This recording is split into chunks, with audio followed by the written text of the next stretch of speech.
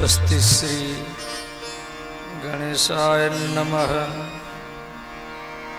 ओम नमो भगवते वासुदेवाय। ऐं सरस्वती नमः। ओम ऐं ह्रीं क्लीं भगवत्यै गंगादेव्यै महालक्ष्मी नमो नमः। श्री सद्गुरुवे नमः। ओम ब्रह्मणे नमः। हम हनुमते नमः। सर्वेभ्यो देवेभ्यो नमो नमः। बंसी विभूषित करान् नवनीरदाभा पीताम्बरा अरुणबिम्बफला अधरष्ठा पूर्णेन्दुसुन्दरमुखम् अरविन्दनेत्रा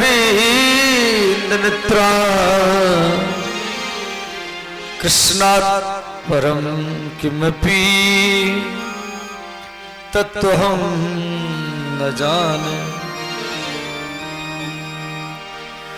गंगा तरंगरमणीय जटा कलापं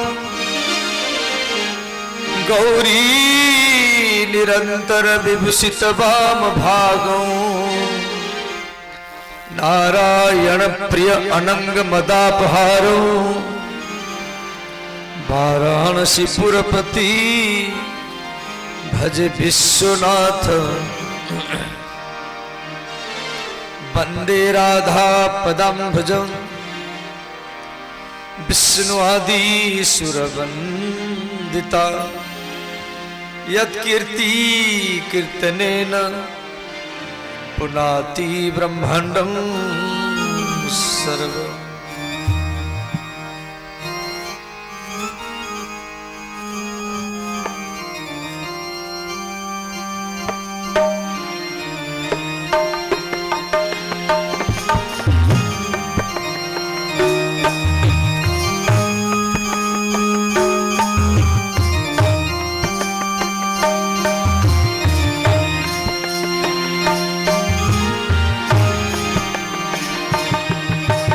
कृष्णा कृष्णा हरे कृष्णा कृष्णा कृष्णा कृष्णा कृष्णा हरे हरे हरे हरे राम हरे राम राम राम राम राम हरे हरे हरे हरे कृष्णा हरे कृष्णा कृष्णा कृष्णा हरे हरे हरे राम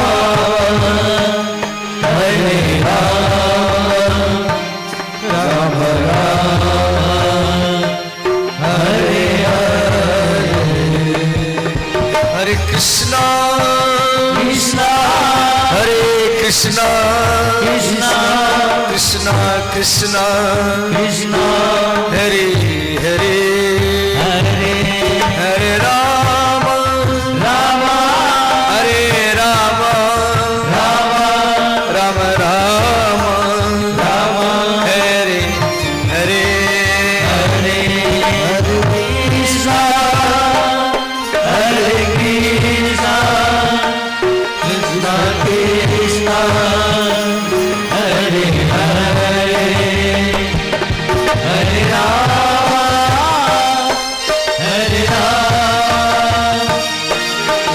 राम राम हरे हरे हरे कृष्णा कृष्णा हरे कृष्णा कृष्णा कृष्णा कृष्णा कृष्णा हरे हरे हरे हरे राम राम हरे राम राम राम राम राम हरे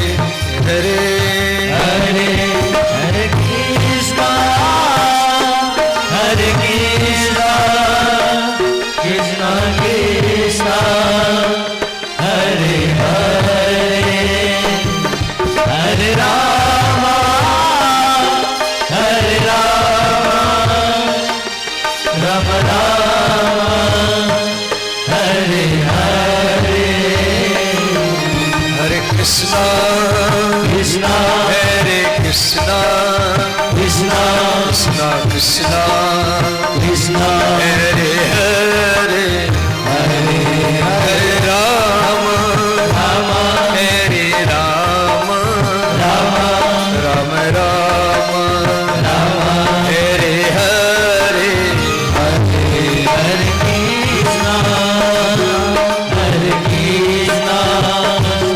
कृष्ण कृष्ण हरे हरे हरे राम हरे राम राम राम हरे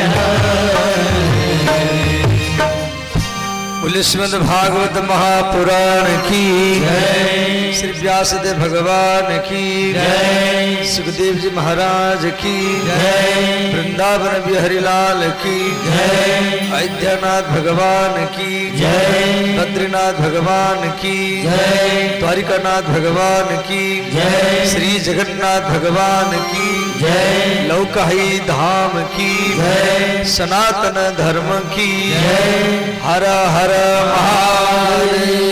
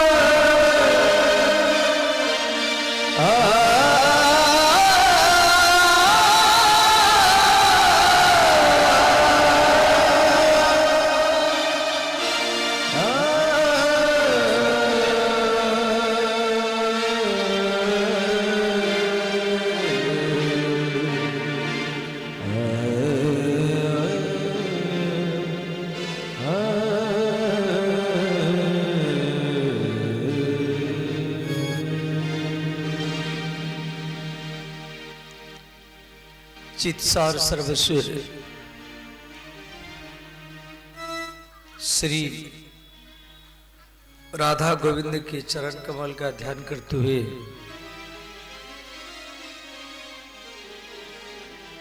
राधा गोविंद स्वरूप सीताराम स्वरूप शिव पार्वती स्वरूप आप सब श्रोताओं के चरण में प्रणाम है।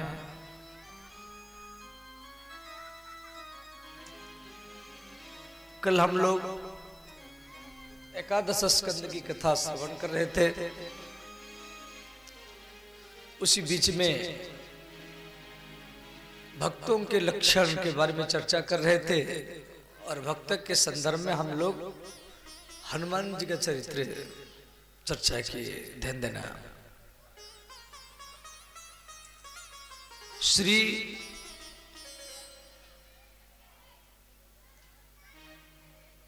नारद जी को वसुदेव जी प्रश्न किए हैं।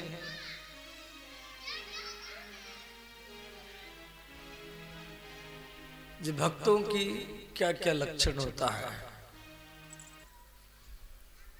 भागवत में दिया गया है कायेन वाचा मनसई इंद्रियर्वा बुद्धया आत्मना बानुश्रुत स्वभावात् करोति यद यद सकलम परस्मै नारायणेति समर्प्यम एतत्।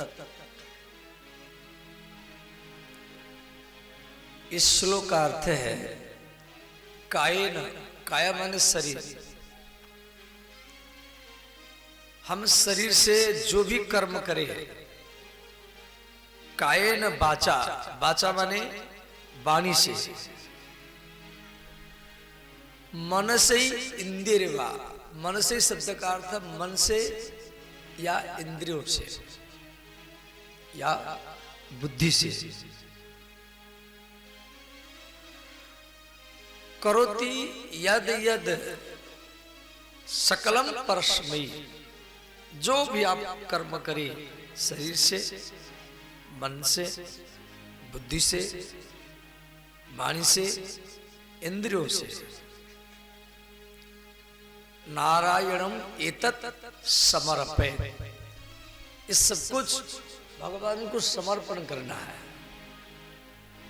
देखो ये श्लोक श्रवण करना आसानी है या अर्थ कर देना आसानी है, परंतु आप इसको थोड़ा सा मन में बैठाइए। अच्छा, हम लोग भगवान को प्रणाम किया और प्रणाम करने के बाद में हमारा जो भी दुख है, संकट, भगवान के सामने एक प्रणाम पर्याप्त है। आप भगवान के सामने एक बार प्रणाम कर लिया और एक ही प्रणाम आपका सारा जिंदगी ही सुधार देगा, सुधार। परंतु हमें इतना प्रणाम करते हैं फिर भी हमारी दुख, दरिद्रता और संकट जा नहीं रहा है। इसका अर्थ हमारी प्रणाम में कुछ कमी है या हमको जानकार नहीं है। हम शरीर से प्रणाम करते हैं, अब प्रणाम मन से भी करें। मन से प्रणाम, जैसे आप मालूम मंदिर के सामने, ठाकुर जी के सामने, भगवान के गुरु के सामने, भले आप लेटा नहीं परंतु आप मन से लेट गए, भले आप खड़े हैं, भले आप खड़े हैं, आप मन में भगवान के चरण में गिर गए। जनता आपको देख रहा है, भाई ये खड़ा है, परंतु आप मन से भगवान के चरण में गिरे हुए हैं, लेट करके प्रणाम कर रहे हैं। और जो वो प्रणाम जो मन से आप प्रणाम किया और शरीर से प्रणाम करने से अनंत गुणा लाभ ही मिलता है। फिर बुद्धि से, इस श्लोक में कहा जा रहा है मन से ही इंद्रियवा, इंद्रियों से प्रणाम करना, फिर बुद्धि से प्रणाम करना। तो इस प्रकार भीतर से आप बैठे बैठे भी एक एक इंद्रियों को, मन को, बुद्धि को, अब मन और बुद्धि में अंतर है, ध्यान देना, ये थोड़ा कठिन प्रसंग है, परंतु आप ध्यान देंगे तो समझ जाएंगे। मन किसको बोलते और बुद्धि किसको बोलते हैं? भागवत धर्म कहती हैं संकल्प, विकल्प, मनः।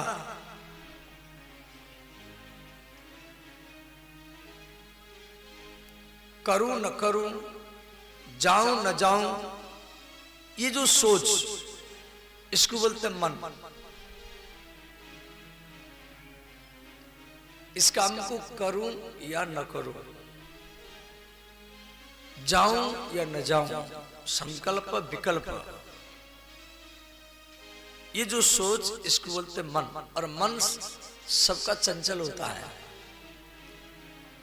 कोई सोचेगा जी बाबा मन इधर उधर भाग जाता है। मन सबका भागता है, केवल आपका नहीं है।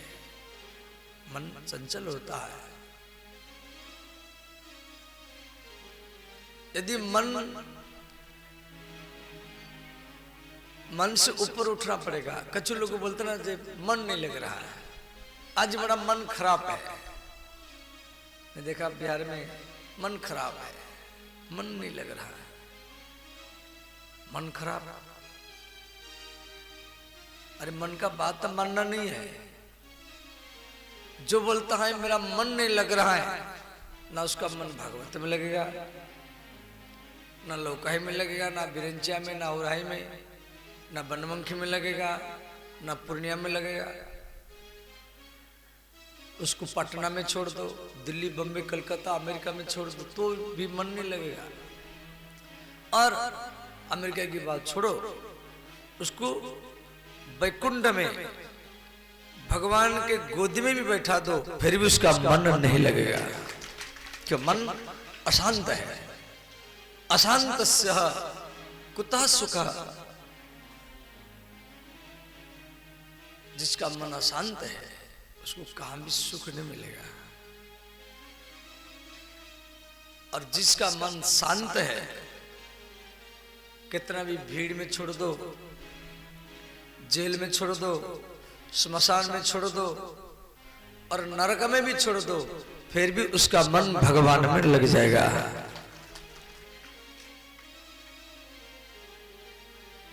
तो मन और बुद्धि, बुद्धि किसको बोलते हैं? जब मन में निश्चय आ जाता है, मुझे भागवत कथा में जाना नहीं जाना, जाना नहीं जाना, नहीं,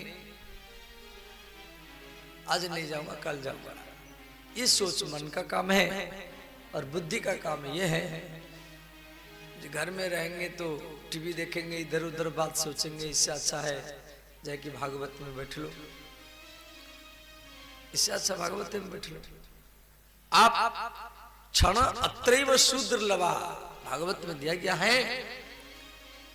आप पूरा ये कथा 12 दिन का है, 12 दिन का कथा भला आपने नहीं सुना, या 9 दिन का नहीं सुना, 7 दिन का नहीं सुना, और या 5 दिन कथा नहीं सुना, 1 दिन भी नहीं सुना, कैसे घूमते फिरते टहलते मोटरसाइकिल में, साइकिल में, और आप एक क्षण आकर के भागवत पंडाल में बैठ गए, और वही क्षण आपको भगवान की गोदी में लेके बैठा जाएगा।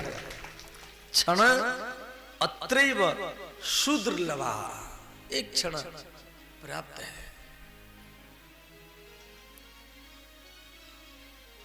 देखो, भागवत सबके घर में होना चाहिए। यदि भागवत नहीं रख सकते तो रामायण रखो, रामायण कम रुपया में मिल जाता है। फिर भी कोई बोलेगा जो रामायण नहीं रख सकते तो गीता रखो, गीता तो 5-10 रुपये मिल जाता है। यह हमारा जीवन मुक्त ग्रंथ है। आप वृंदावन में जाओ, जितना भी बाबा है सबको पूछो, आप घर क्यों छोड़ा? किसको रामायण घर छोड़वाया, किसको भागवत घर छोड़वाया, किसको गीता घर छोड़वाया, वृंदावन अयोध्या भेज दिया। गीता 5-10 रुपया में मिल जाता है, और व्यक्ति तो एक दिन में 10-20 रुपया का बीड़ी सिगरेट पी जाता है, परंतु ये गीता रख नहीं सकता। डेली पढ़ो एक अध्याय नहीं तो एक श्लोक पढ़ो, श्लोकार्धम, आधा श्लोक पढ़ो, आधा श्लोक नहीं है तो श्लोकोपादम, पादम माने चौथाई पढ़ो। फिर भी कोई बोलेगा जब हमको गीता पढ़ने के लिए समय नहीं है, तो बिल्कुल पढ़ो मत, सिर्फ घर में रखो, सिर्फ घर में रखो, पढ़ो मत। पढ़ेंगे तो अच्छा है। और 24 घंटा में एक बार दर्शन करो, दर्शनात् पाप नाशिनी। केवल दर्शन करने से सारा पाप समाप्त हो जाएगा। तो कायेन वाचा मनसा इंद्रियर्वा करोति यद यद सकलम परस्मै। हम जो कर्म करते हैं, दिन भर काम करते हैं, संध्या को भगवान के चरण में समर्पण कर देना है, भले अच्छा काम हो या बुरा काम हो। इसको बोलते कर्म योग। काम को करने के बाद में भगवान के चरण में आप भले ट्रैक्टर चलाओ, धान काटो, आप सब्जी भी काट रहे हैं, हे भगवान ये सब्जी हम काटे हैं, ये भी आपके चरण में समर्पण है। ये धान काट रहे हैं, ये भी आपके चरण में समर्पण। तो आप दिन भरी कोई भी काम करेंगे वो कर्म भक्ति बन जाएगा। इसको बोलते कर्म योग। भक्ति योग, कर्म योग और ज्ञान योग।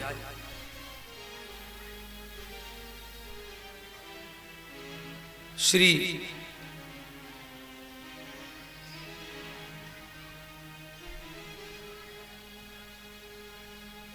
जेनाबाई का नाम आप सबको मालूम है। जेनाबाई श्री सबरी मैया, सबरी मैया का तो सबको मालूम है। सबरी माता हर रोज झाड़ू लगाते थे, कभी पूर्व की ओर, कभी पश्चिम की ओर, कभी उत्तर की ओर, कभी दक्षिण की ओर। क्यों? गुरु मातंग ऋषि सबरी को बोल रखे थे। जब मातंग ऋषि जा रहे थे तो सबरी रोने लगी और बोली, गुरुजी आप जा रहे हैं तो मैं आपके बिना कैसे रहूंगी? तो मातंग ऋषि बोले, बेटी यहीं पर रहना, एक दिन तेरे कुटिया में राम जाएंगे, भगवान आएंगे। अच्छा, सबरी जाति की है। एक तो सबरी जाति जो मांस खाने वाली, दूसरी में वो अछूत जाति है। तो मातंग ऋषि के जितना शिष्य थे सब सबर से चिढ़ते थे, अरे ये सबर जाति के मांस खाने वाली, और इसकी छाया से दूर रहते थे, इसके छाया से। सबरी उसी रास्ता में जा रहा है तो सबरी के जो गुरु भाई थे उसी रास्ता में भी नहीं जाते थे। अरे अपवित्र हो गया। इतना लोग उसको माने छोटे नजर में देखते थे।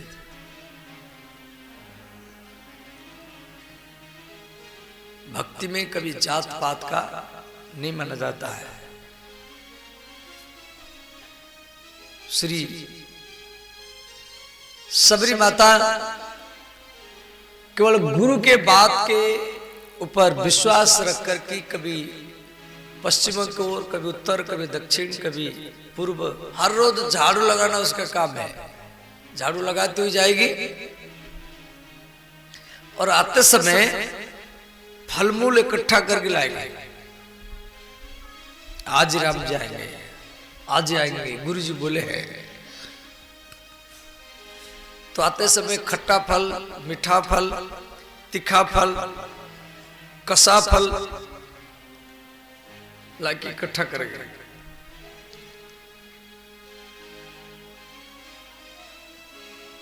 और झाड़ू लगा के जाना। झाड़ू क्यों लगाती थी? जब भगवान आएंगे कंकड़ पत्थर चुभ न जाए, भगवान का चरण गड़ न जाए, इसीलिए कोई निर्दिष्ट रास्ता नहीं जब भगवान पूर्व दिशा से आएंगे, इसीलिए वो चारों तरफ झाड़ू लगाना। 1 किलोमीटर, 2 किलोमीटर, 5 किलोमीटर, 10-10 किलोमीटर तक झाड़ू लगा करके जाएगी। पूरा 2 पर्वत तक झाड़ू लगाती हुई जाएगी। आते समय फल मूल इकट्ठा करके लाएगी। ये उसका माने कर्म योग, ये उसका भजन है। और झाड़ू लगाने का उद्देश्य क्या है? ने राम जी आएंगे, कंकड़ पत्थर चुभ न जाए। ये कर्मयोग। आप लोग अब देखोगे बिरंचिया में और गुलेला में औराहे में सारा गली लिपाई पुताई गोबर से, ऐसा कोई जगह नहीं था जहां लिपाई पुताई न हो और रोली मूली चावल से सजा न हो। उद्देश्य क्या? ठाकुर जी आ रहे हैं, वृंदावन विहार जी आ रहे हैं, महाराज जी आ रहे हैं, हमारी गली में आएंगे, हमारी गली में आएंगे। कई बार तो हम सोचते भाई आप जाएगी ये कर लो, नहीं नहीं महाराज जी को आना पड़ेगा। तो भगवान के, संतों के, कार्यकर्ताओं के, कीर्तन मंडल के उद्देश्य में अपनी गली कुची को साफ करना, लिपाई पुताई करना और रोली मोली में सजाना, ये सबसे बड़ा ही भक्ति सुधा। और यही सबरी करते थे, यही सबरी। अरे हम अपने आंगना तक करते थे, हम अपने आंगना तक करते हैं, परंतु सबरी को तो गुरुजी बोल रखे थे भगवान आएंगे, वो 10-10 किलोमीटर तक करती थी और सजाती थी।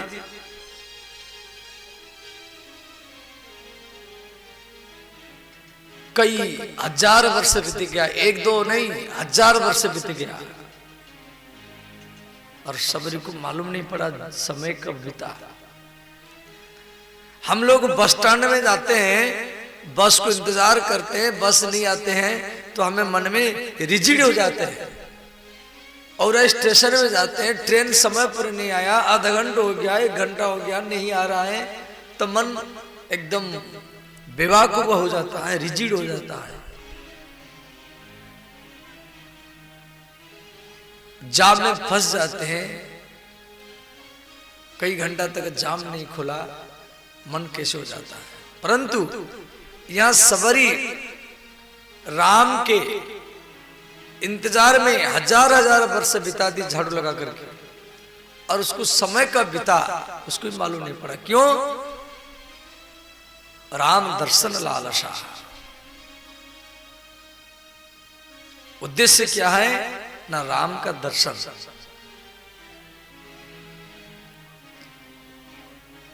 वहां समय भी मालूम नहीं पड़ेगा। पितामह भीष्म भी 6 महीना तक बाणों के सेवा में पड़े रहे, हर रोम रोम से खून बह रहा है और करवट ले नहीं पा रहे थे, खड़े भी हो नहीं पा रहे थे। आकाश में कभी ठंडी के टाइम में ठंडी ओस गिरता था, कभी वर्षा के समय में बारिश होता था, कभी धूप के टाइम में धूप गिरता था। पितामह भीष्म पड़े हैं, माता गंगा आकर के से आंचर में से छाया करती थी। धूप पड़ रहा, कभी रोम रोम से खून निकल रहा है, तो कोई मक्खी मच्छर बैठते थे तो माता गंगा पंखा करते थे और रोती थी, जो पुत्र तेरा कष्ट मुझे दिखा नहीं जा रहा है, तुझे इच्छा मृत्यु वरदान है, तू जब इच्छा करेगा तभी तेरा मृत्यु होगा, परंतु आप इतना कष्ट क्यों सह रहे हैं?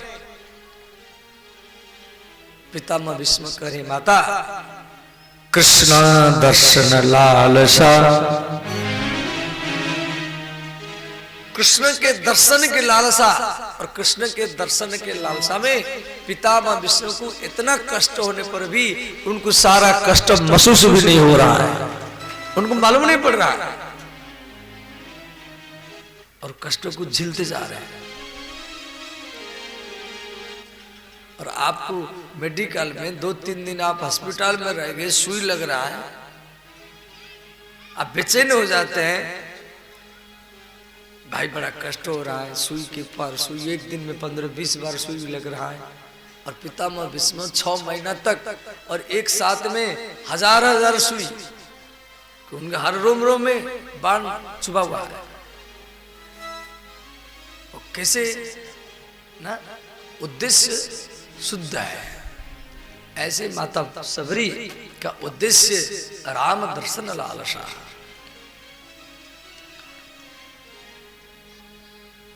तो भगवान राम आ रहे, तो माता सबरी दौड़ करके गई और राम जी को स्वागत से लाई। तो लिपाई पुताई तो करके रखी थी वो, और तो श्री राम जी को प्रेम मंगल मुख बचन आबा, पुनि पुनि पद सरजो सिर नाबा।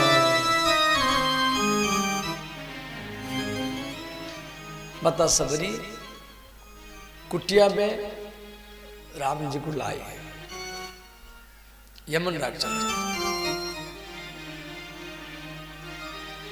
तो राम जी बैठे हैं, सादर जल ले चरण पखारे, पुनि सुंदर आसन बैठारे।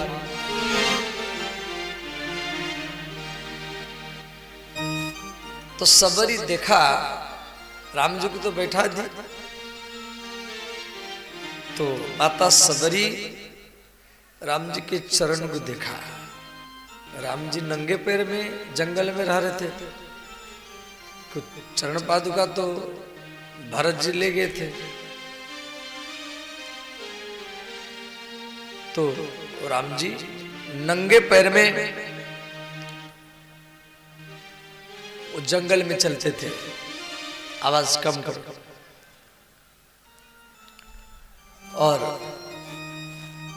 तो राम जी के चरण में कंकड़ पत्थर चुभा हुआ है, फफला पड़ा हुआ है। आप सुल्तानगंज से देवघर जल लेकर के जाते हैं, आपका चरण फूल जाता है, फफला पड़ जाता है। सबरी माता देखा जी राम जी के चरण में इतना फफला पड़ा हुआ है, सबरी रोने लगे। और मन में राम जी के चरणों को अपने हृदय में रखा, मन में।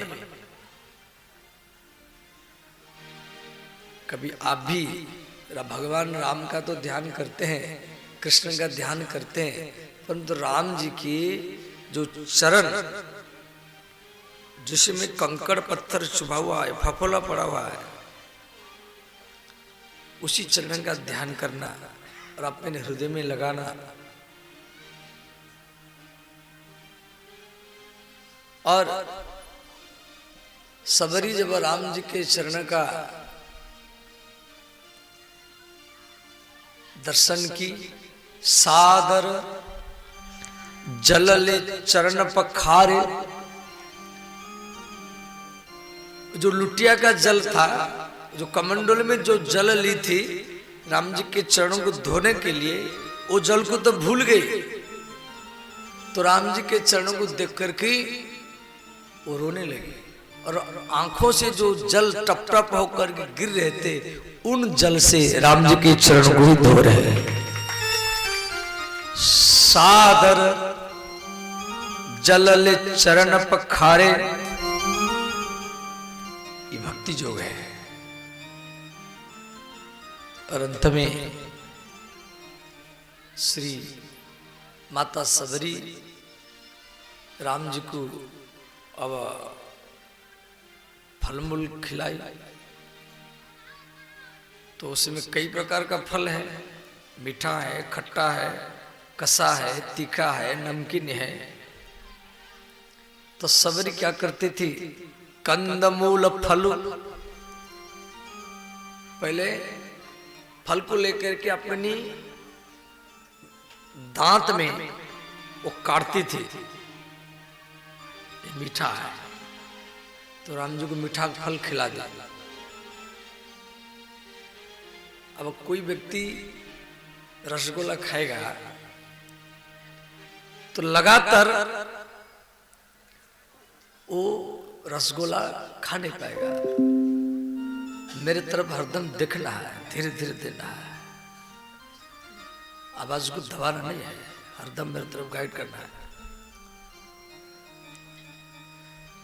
अब अगर मीठा के बीच में, रसगुल्ला के बीच में थोड़ा नमकीन हो,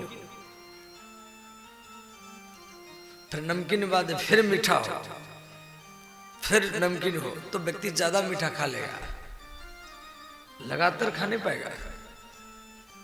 इसीलिए माता सबरी क्या करती थी, 2-4 मीठा फल खिलाई तो फिर दांत में काटती थी, फिर नमकीन फल, फिर कसा फल, फिर तीखा फल, जैसे मिर्चा तीखा होता है, फिर मीठा। इस प्रकार वो राम जी को खिला रहे हैं। और लक्ष्मण जी खड़े होकर देख रहे हैं, अरे ये तो पहले खाती है, उसके बाद में मेरे भैया को खिलाती है। लक्ष्मण जी सोचे मैं रोकूं टोकूं, राम जी बोले रोको। लक्ष्मण को संकेत कर रहे हैं, लक्ष्मण कुछ बोलो मत।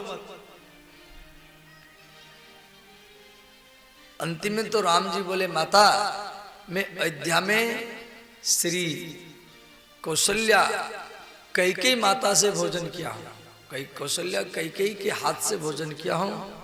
जनकपुर में सुनैना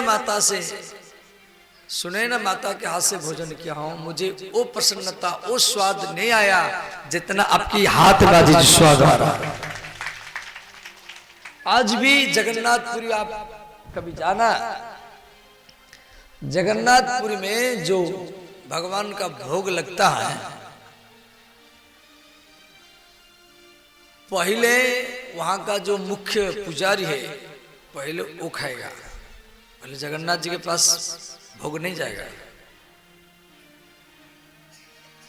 मटका के ऊपर मटका के ऊपर सब बनता है, और पहले वहां का जो मुख्य पुजारी है, पंडा जिसको बोलते हैं, उसको दिया जाएगा। एकदम थाली में वो लेगा, चावल है, खीर है या सब्जी है, जो भी सब वो लेगा। अंतिम में बोलेगा, हाँ ये खीर ठीक है, ये जो सब्जी है नमक ठीक है, इसमें जो खट्टा है ये भी ठीक है, सब ओके करेगा। उसके बाद में सज करके जगन्नाथ जी के पास में भोग जाएगा। वो सबरी पद्धति से, क्यों सबरी इस तरीका से भगवान राम जी को खिलाई थी। पहले खाती थी, खाती थी नहीं, चखती थी। चखना और खाना में अंतर है। सबरी पद्धति से आज भी जगन्नाथपुरी में भोग लगता है। तो उसके बाद में सबरी बोली, पानी जोरी आगे भई ठाड़ी, प्रभु ही बिलो की प्रीति अति बाढ़ी। सबरी हाथ जोड़ करके राम जी के सामने खड़े हो गए और राम जी को देखती रही और बोली, हे नाथ, मैं आपका स्तुति करना चाहती हूं। राम जी बोले, करो। कही विधि स्तुति करहूं तुम्हारी, अधम जाति में जड़मति भारी। सबरी बोली, हे राम, कही विधि स्तुति, मैं आपका स्तुति करूंगी। स्तुति समझ जाते हैं? स्तुति माने भीतर का शब्द, आपके भीतर की शब्द वाणी के रूप में निकले उसका नाम है स्तुति, और भीतर का भाव वाणी के रूप में निकले उसका नाम है स्तुति, और भीतर का भाव कर्म के रूप में निकले उसका नाम है सेवा। भीतर का भाव वाणी के रूप में निकले, शब्द के रूप में निकले उसका नाम है स्तुति। स्तुति माने सम्यक रूपेण त्रायते इति सा स्तोत्र। स्तुति और स्तोत्र।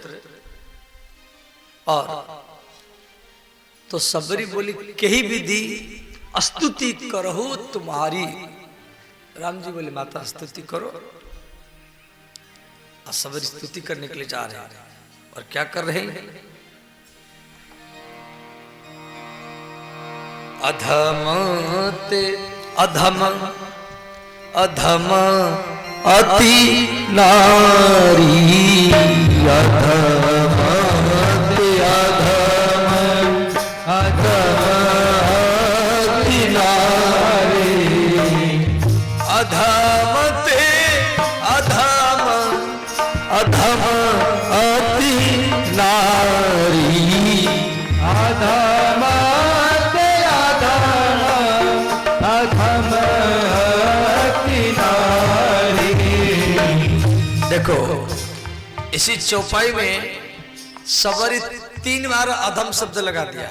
अधम ते अधम अधम अति नारी, अधम ते अधम अधम अति नारी, तिनी मह में मति मंद अघारी, तिनी मह में मंद अघारी। श्री राम जय राम जय जय राम, श्री राम जय राम जय जय राम। सब गाइए, दोनों हाथ उठा कर गाइए।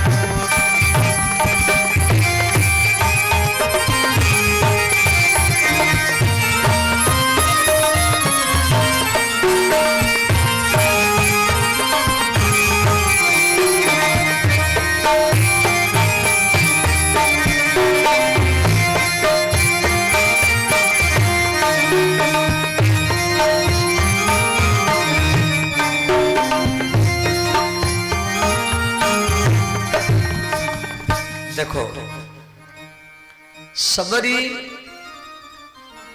अधम ते अधम अधम अति नारी, 3 बार जो अधम शब्द लगा दिया। पहले तो पहला अधम, एक तो मैं सबर जाति को, मांस खाने वाली जाति, शिकार करने वाली जाति। दूसरा अधम में पहला अधम सबर जाति के लिए, दूसरा अधम में मांस खाने वाले, और तीसरा मैं को बूढ़ी हूं, बाल पक चुका है, दांत गिर चुके हैं, चमड़ा सूख गया है। तो सबरी अपना को बार बार करे मैं अधम हूं, अधम हूं, अधम हूं, अधम हूं। और 3 माह में मति मंद अघारी, और मेरा मति मंद है। तो सबरी 3 बार तो लिखा गया, परंतु 3 बार माने कई बार। जैसे कोई व्यक्ति जा रहा है, आप उसको बोलेंगे भैया रुको, वो रुकेगा नहीं रुकेगा उसकी इच्छा। यदि आप उसको बार बार बोलेंगे भैया रुको, भैया रुको, भैया रुको, वो सोचेगा ये कोई इमरजेंसी केस है, इसलिए रुक जाएगा। अब सवारी एक शब्द को 3 बार रिपीट कर दिया, भगवान के आंखों में आंसू भर गया। अधमत अधम अधम अति नारी, हे राम मैं अधम हूं, मैं पापी हूं, मांस खाने वाली हूं। ऐसे तो सबरी माता मांस नहीं खाती थी, परंतु उसके माता पिता खाते होंगे, कब सबर जाते कि बूढ़ी हो, अपवित्र हो, मेरे छाया से व्यक्ति दूर रहते हैं। मैं जिस रास्ता में चलती हूं वो रास्ता भी अपवित्र हो जाता है। सबरी मैया बोल करके मौन हो गए। भगवान राम के आंखों में आंसू भर गया। तो राम जी तुरंत रोक दिए, बोले माता तू तो ये स्तुति करने के लिए कह रही थी, परंतु तू तो अपना गलती बोल रहे, अब तुझे स्तुति करना नहीं आता है, मैं आपका स्तुति करूंगा। राम जी कह रहे माता अब मैं आपका स्तुति करूंगा। कहा रघुपति सुनो भामिनी बाता, मानहु एक भक्ति करनाता। राम जी तुरंत सबर को रोक दिए। कहा रघुपति सुनो भामिनी, भामिनी बोलते किसको जानते? जो सर्वगुण संपन्न हो, 16 वर्ष की हो, सुंदरी हो, स्वभाव सब कुछ सुंदर हो, उसी को उस भामिनी कहा जाता है। यदि सबरी बूढ़ी है, चमड़ा सूख गया है, बाल पक गया है, और राम जी उसको भामिनी कहकर ही कह रहे। अब ये जो कथा रामचरितमानस में दिया गया, ध्यान देना, मेरी चर्चा भक्ति के ऊपर है। आप मंदिर में जाते हैं, श्री रामचंद्र कृपालु भजमन भवभय हरण धारुणम स्तुति करते हैं। हनुमान जी के सामने जय हनुमान ज्ञान गुण सागर, या दुर्गा माता के सामने जाते हैं, या देवी सर्वभूतेषु मातृरूपिणी संस्थिता नमस्तस्यै नमस्तस्यै नमस्तस्यै नमो नमः। शिव जी के पास जाते हैं, कर्पूर गौरम करुणावतारम संसार सारम भुजगेंद्र हारम सदा बसंतम हृदय रविंदे भवम भवानी सहितम नमामि। ये सब आप लोग को स्तुति करते हैं, ध्यान देना। और ये स्तुति आप कई साल से करते हुए आ रहे हैं, और करते हुए अंतिम में बूढ़े हो जाएंगे, मर जाएंगे।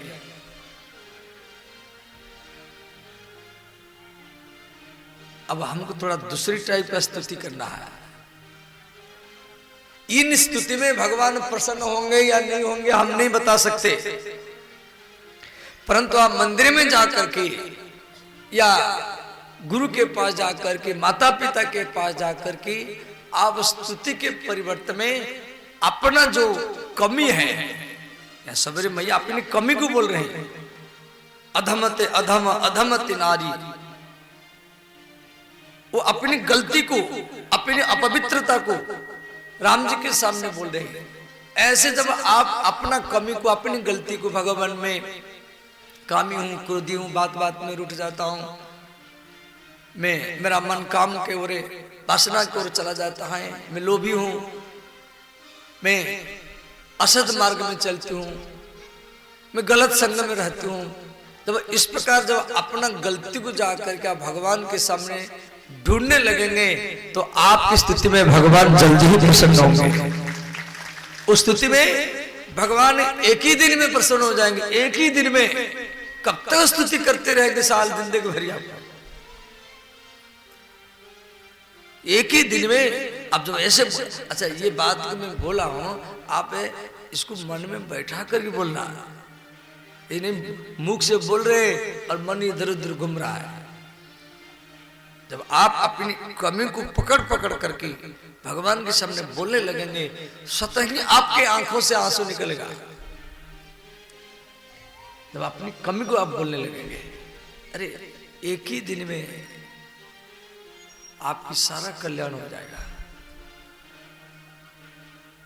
भगवान आपके बात को निश्चित सुनेंगे, वो तो सुनने के लिए तैयार बैठे हैं। और उसी स्थिति से ये सबरी स्तुति किया, अधमते अधम अधमते नारी। और श्री तुलसीदास जी भी, श्री सूरदास जी भी, मौसम कौन कुटिल खल कामी। जो सूरदास भगवान कृष्ण का अनन्य भक्त है और वो मन जाकर के भगवान के सामने स्तुति करता है, मौसम कौन कुटिल खल कामी। और रामचरितमानस में तुलसीदास जी भी लिखे, दीग धर्म ध्वज धंध घोरी।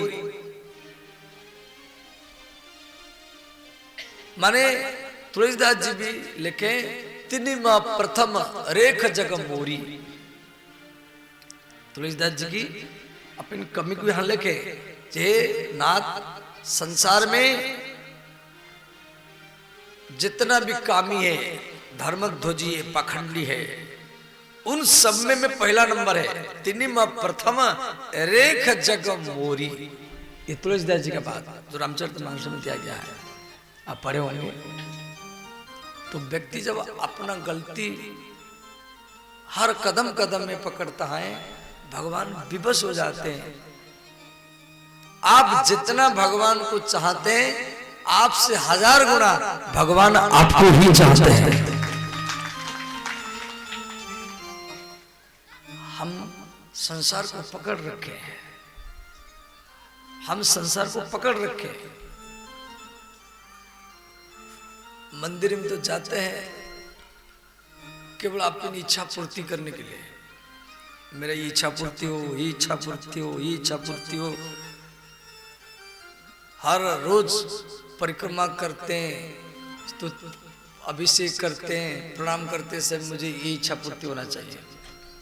और इसी में जिंदगी चला जाता है और इच्छा कभी समाप्त नहीं होता है। अब इस प्रकार मंदिर में पूजा करना है, घर में ठाकुर जी के पास पूजा करना है, ये बोलना है भगवान मेरी जो इच्छा है